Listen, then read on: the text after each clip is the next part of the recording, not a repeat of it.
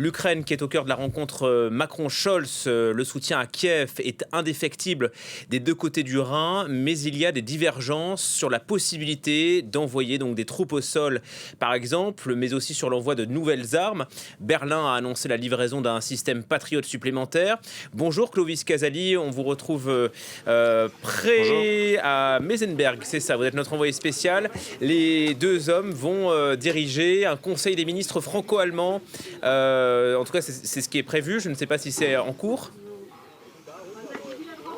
Pas encore, et ce conseil des ministres franco-allemands au château de Meseberg, à environ 1h30 de Berlin, c'est véritablement le point d'orgue de ce déplacement d'Emmanuel Macron en Allemagne. Avant cela, il y aura un entretien en tête-à-tête avec le chancelier Olaf Scholz, puis une conférence de presse, et il y aura aussi un conseil de défense et de sécurité. Et là, je peux vous dire qu'il y a de nombreux dossiers à aborder et peut-être des points de vue différents, quelques divergences, donc la recherche de convergence pour ce couple franco-allemand. Il sera question bien évidemment de l'Ukraine. Comment aider au mieux l'Ukraine dans sa guerre face à la Russie, face à l'agresseur russe ?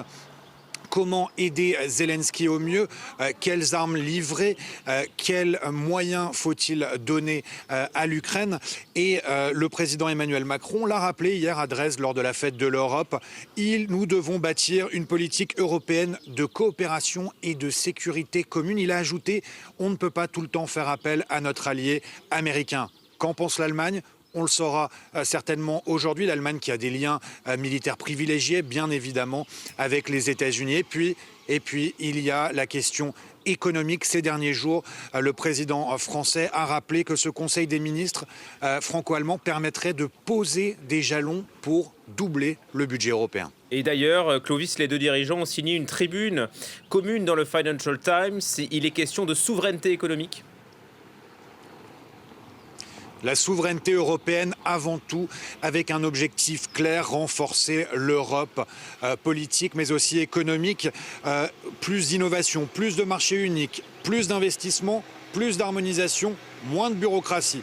Voilà le programme très clair établi dans cette tribune par Olaf Scholz et Emmanuel Macron dans le Financial Times aujourd'hui. Moins de bureaucratie, mais plus de réciprocité avec les grands partenaires économiques tels que les États-Unis, la Chine, ces deux grandes puissances qui font preuve de protectionnisme.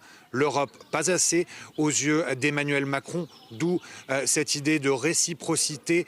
Il faut protéger au mieux l'Europe économique, protéger au mieux les États membres, cette économie, ces 450 millions de citoyens, mais aussi de consommateurs.